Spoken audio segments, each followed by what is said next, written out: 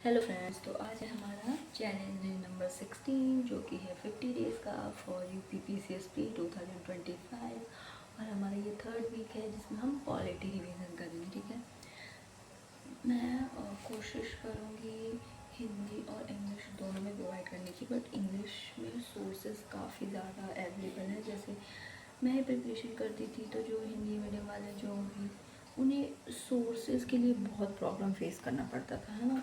ये मार्केट में इतनी ईज़िली चीज़ें अवेलेबल नहीं थी, तो आई थिंक मुझे उनके लिए हेल्प करना चाहिए। तो मैं मेंस प्री से रिलेटेड उनकी हेल्प कर पाऊँगी, है ना। कोशिश करेंगे हम दोनों लैंग्वेज में बाइलिंगुअल हो, बट उनके लिए भी सोर्सेज हों। ज्योग्राफी में जैसे मेरा मेंस था, है ना, तो मेंस के लिए जब आप सोर्सेज चाहेंगे ना तो आपको काफ़ी सारी बुक्स अवेलेबल होंगी। GC लियोन इतनी अच्छी बुक है ये सब, लेकिन हिंदी मीडियम के लिए बहुत कम रिसोर्सेज हैं। तो क्लासेस सेल्फ करके मैंने काफ़ी अच्छी नोट्स बना ली है जिससे मैं हेल्प कर पाऊँगी। ओके, तो हम पढ़ रहे थे एक्ट, तो हम स्टार्ट करते हैं।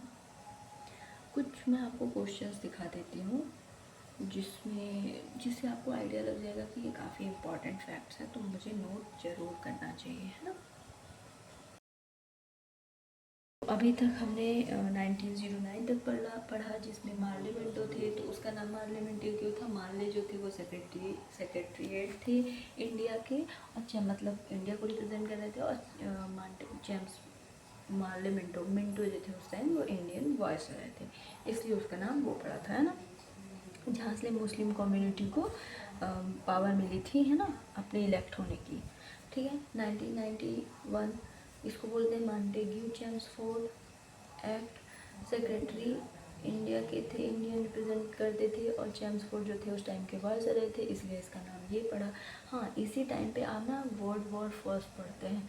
कहीं ना कहीं ब्रिटिशर्स इतने अच्छे नहीं थे कि वो धीरे धीरे उन्होंने बोला चलो ठीक है कंट्री छोड़ देते हैं, आपको सेल्फ गवर्नेंस देते हैं और आप अपना कॉन्स्टिट्यूशन बनाओ। वो इतने भी अच्छे नहीं थे एक्चुअली में। धीरे धीरे हम अवेयर होते गए कि हमारे राइट्स जो है बहुत ज़्यादा हमारे राइट्स ही नहीं है, हमें एक्सप्लॉइटेशन बहुत ज़्यादा किया जा रहा है, हमारे ही वेल्थ को अपनी कंट्री ले जा रहे हैं और हमें कोई भी हेल्प नहीं, मतलब हमारी ही चीज़। अब ये बताइए, अगर आपके पास आपका जैसे कि हाँ आपका ही घर हो और आपको ही ना रहने दिया जाए तो आपको कैसा लगेगा। तो उस टाइम तक हम इंडियंस इतने अवेयर हो गए थे कि हमें ये पता था कि मतलब इंडिया हमारा है, यहाँ पे हमारे राइट्स हैं और ये कौन होते हैं हम पे रूल करने वाले। बट क्योंकि वो इतने पावरफुल थे हर तरीके से, चाहे आर्मी हो, है ना, वाटर हो, इकोनॉमिक कंडीशन हो, माइंड सेटअप हो, है ना, वो इतने ज़्यादा स्ट्रॉन्ग थे कि वो कहीं ना कहीं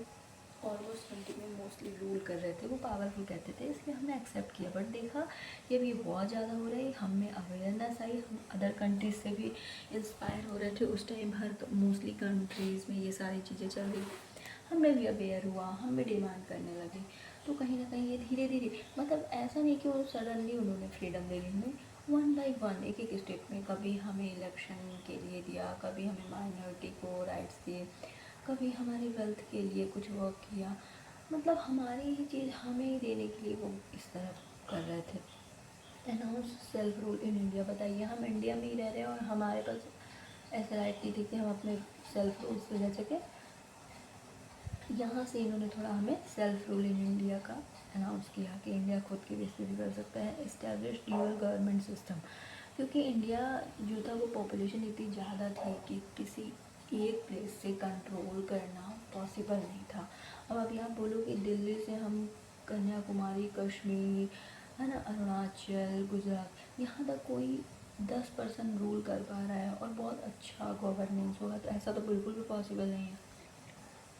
इसी को देखते हुए dyarchy system, government dual government system होगी, दूसरी अधिनियम होगी एट प्रोविंशियल लेवल, प्रांतीय क्षेत्र में, है ना। इसको डिवाइड किया गया between reserve subject and transferred subject. Reserve मतलब आरक्षित विषय और ट्रांसफर्ड सब्जेक्ट मतलब हस्तांतरित विषय।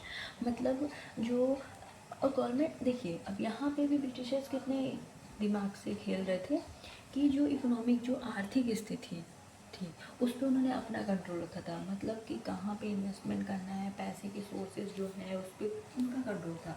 लेकिन उन्होंने जो हमारा गवर्नेंस होता था ना, जिसमें पैसे का कोई सोर्स नहीं है, लोगों को कंट्रोल करना है, लोगों के लिए अवेयरनेस या जो भी हेल्प करनी है, वो हम इंडियंस को दे दिया। मतलब यहाँ पे भी उन्होंने कम्प्लीटली एक्सेप्ट नहीं किया है ना। फिर इसी को फिर हम 1935 में डिमांड करते हैं। इसी 1919 में क्या हुआ कि जो इसका वर्क था, है ना, इसने यहाँ से हमें एक पावर दी। इस आप जो अभी लोकसभा और राज्यसभा सुनते हैं ना, तो राज्यसभा को बोलते थे अपर हाउस और लोकसभा को बोलते थे लोअर हाउस। लेकिन उस टाइम पे जो नाम था लोकसभा एंड राज्यसभा का, council of states legislative assembly, है ना। 1926 से हमें सिविल सर्विसेज, मतलब ऐसा हुआ कि गवर्नमेंट में भी हमारे प्रतियोगी तरीके से, है ना, जो आज हम एस्पिरेंट्स हैं, उस बेस पे लोग आए और वो उन्हें इतनी नॉलेज हो कि कैसे वर्क करना है ना। तो यहाँ पे 1990 था। अब यहाँ से इसके बाद साइमन कमीशन आता है, एक्ट आएगा 1935 जो कि मिनी कॉन्स्टिट्यूशन बोलते हैं। बट पता है आपको, इसी के ना, जैसे कि आप एक बात बताइए, जैसे हम 1 ईयर तक पूरी क्लासेस करते हैं, स्कूलिंग करते हैं, हम साल भर पढ़ते हैं, लेकिन लास्ट में एक एग्ज़ाम होता है ना, जिससे ये पता किया जाता है कि जो हमने अभी तक हमें दिया गया है, क्या हम उस पर उसका कंक्लूज़न क्या निकला, क्या ये हेल्पिंग है। साइमन कमीशन जो कि इसका फीडबैक लेने आया था कि ये अच्छे से वर्क कर रहा है नहीं। जब 1919 का मॉन्टेग्यू चेम्सफोर्ड एक्ट आया, तो उसमें उसका क्या इफ़ेक्ट पड़ा, जैसे उसमें अपर हाउस लोअर हाउस वगैरह बनाए गए, जितने भी अभी तक डिफरेंस आए थे या फिर जितने भी स्टेप्स लिए गए थे, क्या उसका इफ़ेक्ट पड़ा, इसके लिए जो है 1990 के लिए साइमन कमीशन आया, जिसका मेन गोल था कि भारतीय स्थिति को पता लगाना, मतलब भारत की जो कंडीशन है उस पर क्या इफ़ेक्ट पड़ा, उसके लिए इसको बनाया गया था। But all members are Britishers, लेकिन इसमें कोई भी ऐसा मेंबर नहीं था जो इंडियन हो। अब नॉर्मल सी चीज़ है, आपके घर की कोई कंडीशन है और आपके यहाँ कोई सर्वे वाले आते हैं, तो ग्राउंड लेवल पे जो भी प्रॉब्लम्स हैं, सिचुएशंस आप फेस कर रहे हैं, वो आपके घर वाले बताएंगे ना। ये अदर पर्सन तो बताएंगे नहीं, आपके पड़ोसी आके बताए कि इनके घर में ये प्रॉब्लम, हाँ हाँ ये सब सही हो चुका, लेकिन आपको पता होगा ना एक्चुअल में सब सही कैसे हुआ। तो इसी वजह से इसका काफ़ी ज़्यादा विरोध किया गया, इसीलिए एक स्लोगन बहुत ज़्यादा चला था, साइमन कमीशन गो बैक, मतलब हम एग्री नहीं थे कि आप हमारी कंडीशन एक्सप्लेन करें। उसके बाद आया कम्युनल अवार्ड। इसी कम्युनल अवार्ड से वीमेन की रिप्रेजेंटेशन की बात हुई, जैसे कि अपर हाउस लोअर हाउस बन चुका था, तो 3% जो है वो वुमेन रिजर्वेशन होगा, है ना। माइनॉरिटी ग्रुप्स को भी इसमें इंक्लूड किया गया, जैसे 1909 में पार्लियामेंटों में क्या है, मुस्लिम को वोटिंग राइट्स और एक, है ना, राइट्स मिले थे, यहाँ से माइनॉरिटी ग्रुप में आए थे, जिसमें मुस्लिम भी उस टाइम माइनॉरिटी में आते थे और सिख भी आते थे, है ना, ये सारे माइनॉरिटी में आते थे। देन नेक्स्ट है गवर्नमेंट ऑफ इंडिया 1935, जो कि मोस्ट इम्पॉर्टेंट है। जो मोस्ट इम्पॉर्टेंट एक्ट था ना इंडिया की हिस्ट्री का, वो था गवर्नमेंट ऑफ इंडिया 1935, जिसने एक्चुअल में ग्राउंड लेवल पे वर्क किया। यहाँ से हमें प्रोवाइडेड कॉन्स्टिट्यूशनल फ्रेमवर्क, हमें यहाँ से कॉन्स्टिट्यूशनल फ्रेमवर्क मिला, मतलब हम संविधान के आधार पे वर्क कर सकते थे, है ना, जिसमें था कि इसमें भारत के अधिनियम में भारत में पूर्ण उत्तरदायी सरकार के गठन, मतलब पूर्ण उत्तरदायी सरकार, मतलब सेल्फ गवर्नेंस से रिलेटेड इन्हें यहाँ पे राइट्स मिले, जिसमें थे 321 धाराएँ एंड 10 अनुसूचियाँ, मतलब शेड्यूल्स। अभी बताएंगे, है ना, आपको कितने टोटल आर्टिकल्स हैं, शेड्यूल्स हैं, कितने पार्ट में डिवाइड है, स्टार्टिंग में कितने पार्ट में था, फिर बाद में क्यों हुआ, जो अमेंडमेंट्स हैं वो उसकी नीट किस ईयर में क्यों पड़ी, है ना, सब कुछ। इंट्रोड्यूशन प्रोविंशियल इकोनॉमी, प्रांतीय जो भी था प्रांतीय वर्ग चाहिए था, है ना, सॉरी, ऑटोनॉमी, स्वायत्तता, ऑटोनॉमी है। पावर डिस्ट्रीब्यूशन यहाँ से देखिए क्या होता था कि अगर इक्वली आपके घर में अगर सबका इक्वल राइट्स होंगे तो कोई किसी की नहीं सुनेगा, है ना। हर इंसान अपने ही व्यूज़ देगा, बोलेगा मेरे पॉइंट ऑफ व्यू सही है। बट अगर कोई एक हेड होगा तो पॉइंट ऑफ व्यू सबके होंगे, बट लास्ट में एक ऐसा कंक्लूज़न निकलेगा कि क्या सबसे ज़्यादा सही है। तो वैसा ही हुआ, पावर डिस्ट्रीब्यूशन हुआ जिसमें फेडरल के पास सबसे ज़्यादा पावर थी। अभी ये सब्जेक्ट्स भी चेंज हो चुके हैं। स्टार्टिंग में कितने सब्जेक्ट्स है ये भी क्वेश्चन में आता है। प्रोविंशियल एंड कॉन्करेंट, मतलब संघीय जो सेंटर था उसके पास पावर थी, उसके बाद राज्यों के पास पावर थी, और कुछ ऐसे वर्क भी थी जिसमें दोनों का साथ होना ज़रूरी था, तो उसको हमारा कॉन्करेंट लिस्ट मतलब समवर्ती सूची में रखा गया। ड्यूलिज्म एंड, प्रांतों में जो छोटे छोटे प्रांतों थे उसमें से द्वैध शासन समाप्त कर दिया गया और सेंटर में स्टार्ट हो गया। जैसे देखते हैं ना, दिल्ली हमारा जो मेन पावर है, उसके अलावा बाकी सारे स्टेट्स उसके अंडर में वर्क करते हैं, वैसे ही।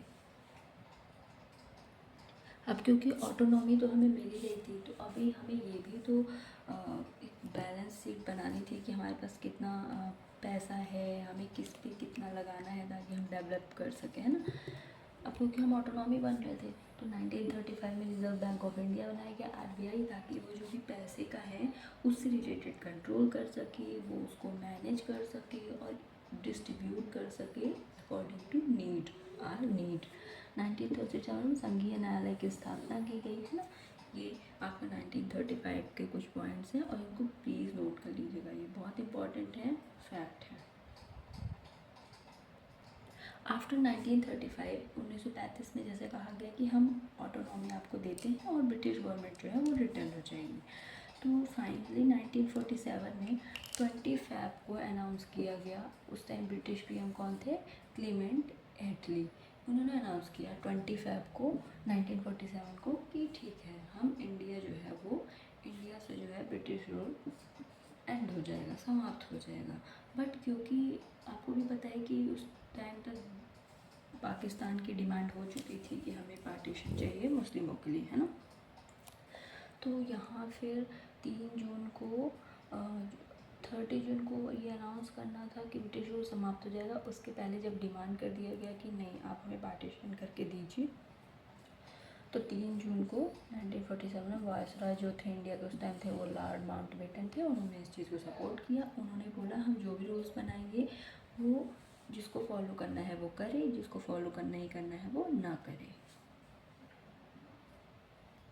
जैसे ही लॉर्ड माउंटबेटन ने 3 जून को ये कंफर्म किया कि हम इन 2 पार्ट में, 2 डोमिनियन में इंडिया को डिवाइड करेंगे, है ना। तो फिर 15 अगस्त 1947 को 14 अगस्त को डोमिनियन पार्टीशन कर दिया गया था। 15 अगस्त को जो है इंडिया एक स्वतंत्र व संप्रभु राष्ट्र कंट्री अनाउंस हो गया था, घोषित कर दिया गया था। और जो इंडिया के फर्स्ट गवर्नर जनरल थे वो थे लॉर्ड माउंटबेटन एंड पीएम थे जवाहरलाल नेहरू, जो हमारे फर्स्ट पीएम थे, है ना। सॉरी, फर्स्ट पीएम हमारे जवाहरलाल नेहरू। ये कहीं ना कहीं एक वेक करने का तरीका था ब्रिटिशर्स का। लेकिन जो रूल्स बने थे कि जो भी रूल्स होंगे वो उस टाइम, जैसे इंडिया में रियासतें होती थी, तो उन रियासतों को ऐसा बोला गया कि आप फ्री हैं, आप चाहे तो उस चीज़ को फॉलो करें या फॉलो ना करें, है ना। तभी आप 3 हैदराबाद, जम्मू कश्मीर, ये सब आप सुनेंगे कि इन्होंने अपने को स्वतंत्र घोषित किया था। लेकिन फिर कैसे हमारे सरदार वल्लभ भाई पटेल, आयरन मैन जिन्हें बोलते हैं, उन्होंने उनको इंक्लूड किया, इसकी भी एक हिस्ट्री है ना। अब आपको मैं कुछ नेम बता देती हूँ और उनका जो भी वर्क एरिया है, क्योंकि ये क्वेश्चन में प्री में बहुत आता है क्योंकि हम रिवीजन कर रहे हैं। ये कुछ नेम्स हैं जो अंतरिम गवर्नमेंट में जो है हमारे 1946 में कुछ डिपार्टमेंट उन्हें प्रोवाइड किए गए थे। ये इम्पॉर्टेंट है, ठीक है, सबको नोट कर लीजिए जल्दी से। वीडियो को पॉज करके, इससे क्वेश्चन प्री में बहुत आते हैं। मैं अभी कुछ क्वेश्चंस भी आपने देखा ना, अभी मैंने आपको बताया किस टाइप के क्वेश्चंस आते हैं एक्ट से रिलेटेड। ये नोट हो गया और नेक्स्ट बता देती हूँ। उसी में ये लास्ट कहती हैं सी राजगोपालाचारी एजुकेशन से रिलेटेड, शिक्षा, आई चुंद्रीगर कॉमर्शियल वाणिज्य एंड गजनफर अली खान हेल्थ स्वास्थ्य। ये नोट हो गया। अब नेक्स्ट है, अब हम जो नेक्स्ट चैप्टर पढ़ेंगे वो है द मेकिंग ऑफ कॉन्स्टिट्यूशन, मतलब हमारा जो संविधान है वो कैसे बना था। अब उसका जो स्टार्टिंग है, एक हिस्ट्री है कि 1934 में सबसे फर्स्ट टाइम जो है एम.एन. राव ने इसकी डिमांड करी। 1935 में कांग्रेस ने जो हमारा उस समय लीडिंग कर रहा था हमें, उसने संविधान सभा कॉन्स्टिट्यूएंट असेंबली की डिमांड करी, क्योंकि संविधान डायरेक्ट तो बन नहीं जाएगा, उसको बनाने के लिए पहले हमारे पास एक असेंबली होनी चाहिए जिसमें कुछ लोग होंगे जो हमारे राइट्स, हमारे नीड, हमारे बेसिक स्ट्रक्चर, हमारे फ्यूचर, है ना, उन सब के बारे में अच्छी नॉलेज रखते होंगे, तो वो अच्छे से उस चीज़ को बना पाएंगे, है ना।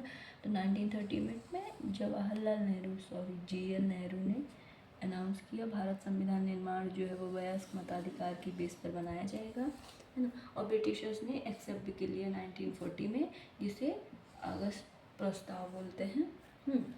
फिर कॉन्स्टिट्यूएंट असेंबली जिसकी डिमांड की गई थी कांग्रेस पर 1935 में, 1946 में संविधान सभा बनाई गई, है ना, और जिसमें सीट्स एलोकेट किया गया, क्योंकि जितने भी एरिया थे, अब ऐसा तो है नहीं कि इक्वली मेंबर्स हम असेंबली मिलेंगे, तो उसका एक जो बनाया गया वो था कि 10 लाख पर पे 1 सीट मिलेगा। तो अब जो जितना बड़ा स्टेट या प्रोविंस होगा उसके इसी बेस पे उसमें से मेंबर सेलेक्ट होकर आएंगे हमारे असेंबली में। जो कॉन्स्टिट्यूएंट असेंबली के लिए जो टोटल ये माने गए थे कि 389 मेंबर्स हो सकते हैं, बट उसमें से 297 ही सीट्स मिली, जिसमें 290 सीट्स ब्रिटिश भारत के लोगों मेंबर्स को 93 जो है देशी रियासत माना गया, मतलब जो या तो उन रूल्स को संविधान को माने या ना माने, बट असेंबली में, है ना। इसमें से 296 में से 208 सीट्स जो है वो नेशनल कांग्रेस को, 73 मुस्लिम लीग ने डिमांड में की थी वो, और स्वतंत्र थे 15। हालांकि जो 93 देशी रियासतें बोला गया था ना, ये पूरी सीट्स भर नहीं पाई थी, क्योंकि इस असेंबली में असेंबली को एक्सेप्ट ही नहीं करवाए थे, तो वो उसमें प्रेजेंट नहीं होना चाहते थे, उनकी कोई भी ओपिनियन ऐसी नहीं थी। अब यहाँ तक सब कुछ डिसाइड हो चुका था, तो इसके बाद जो है हमारी कॉन्स्टिट्यूशनल असेंबली जो है, कॉन्स्टिट्यूएंट असेंबली ने कैसे वर्क किया अब वो बताते हैं, है ना। उनका क्या क्या गोल रहे, उन्होंने क्या क्या चेंजेस किए, कैसे कैसे चीज़ें एलोकेट करी, है ना, और भी उनके जो भी एक्स्ट्रा वर्क्स थे। अच्छा, हमने एक चीज़ ज़रूर देखी है कि हमें कभी भी मुस्लिमों को ऐसे परेशान नहीं किया, है ना, हमेशा सपोर्ट करते रहे। उन्होंने जो भी डिमांड करी, इसमें भी उन्होंने उनके डिमांड्स थे कुछ, है ना। कॉन्स्टिट्यूएंट असेंबली है, मतलब इतनी सीट्स भी एलोकेट कर दी गई, बट फिर भी डिमांड बढ़ती गई, है ना। इसका जो फर्स्ट मीटिंग था वो था 9 दिसंबर 1946 को। मुस्लिम डिमांड थी कि पहले आप पाकिस्तान अलग करो। टोटल मेंबर्स इसमें पार्टिसिपेट किए थे वो थे 211 मेंबर्स, है ना। सच्चिदानंद सिन्हा सभा के अस्थायी अध्यक्ष चुने गए, चेयरमैन। फिर जो एक्चुअल में बने, इसके जो ये अस्थायी अध्यक्ष थे, ये थे फिर स्थायी, मतलब ना इनको सेलेक्ट करके बनाए गए, इसलिए स्थायी थे। तो डॉक्टर राजेंद्र प्रसाद जो थे स्थायी चेयरमैन थे, और वाइस चेयरमैन कौन थे हमारे, H.C. मुखर्जी। इसमें एक उद्देश्य प्रस्ताव बोला गया, अनाउंस किया गया, जो कि 13 दिसंबर 1946 को किया गया। जवाहरलाल नेहरू ने इसे अनाउंस किया था। इसमें हमारे भारत को स्वतंत्र, है ना, संप्रभु रिपब्लिक कंट्री अनाउंस किया गया। इसमें कोई भी जो हमारा एरिया था वो ऐड हो सकता था, अलग हो सकता था, है ना। जो शामिल होना चाहते थे वो मिल सकते थे, शामिल हो सकते थे। हमारे जो लोगों के लिए जो मेन जो गोल्स थे वो थे, जो हमारा मेन गोल था वो था सभी के लिए जस्टिस, न्याय, सामाजिक, social, economic and political freedom, security, equal opportunity, law, thought एवं आपके जो भी पॉइंट ऑफ व्यूज़ हैं, एंड ट्रस्ट। माइनॉरिटी सिक्योरिटी मतलब जो भी उस टाइम पे अल्पसंख्यक माइनॉरिटी थे, जो कम लोग थे या पिछड़े वर्ग जो बैकवर्ड क्लासेस में थे, उनको भी इनफ जो है प्रोटेक्शन या फिर सिक्योरिटी दी गई है ना। इसमें हमारा ये मेन टारगेट था। ये कुछ फैक्ट्स हैं जो हमारे प्रीलिम्स क्वेश्चन में बहुत आते हैं कि नेशनल फ्लैग को कब एक्सेप्ट किया गया, बाय 22 जुलाई 1947, नेशनल एंथम 24 जनवरी 1950, नेशनल सॉन्ग 24 जनवरी 1950 एंड 24 जनवरी 1950 को डॉक्टर राजेंद्र प्रसाद जो हमारे फर्स्ट प्रेसिडेंट इंडिया के बने थे ना आफ्टर फ्रीडम। और लास्ट कॉन्स्टिट्यूएंट असेंबली जो थी हमारी फर्स्ट जो मीटिंग थी वो 9 दिसंबर 1946 को थी, और जो लास्ट थी वो 24 जनवरी 1950 को थी, है ना। ये प्रीलिम्स के लिए बहुत इंपॉर्टेंट फैक्ट्स हैं, नोट कर लीजिए इसको।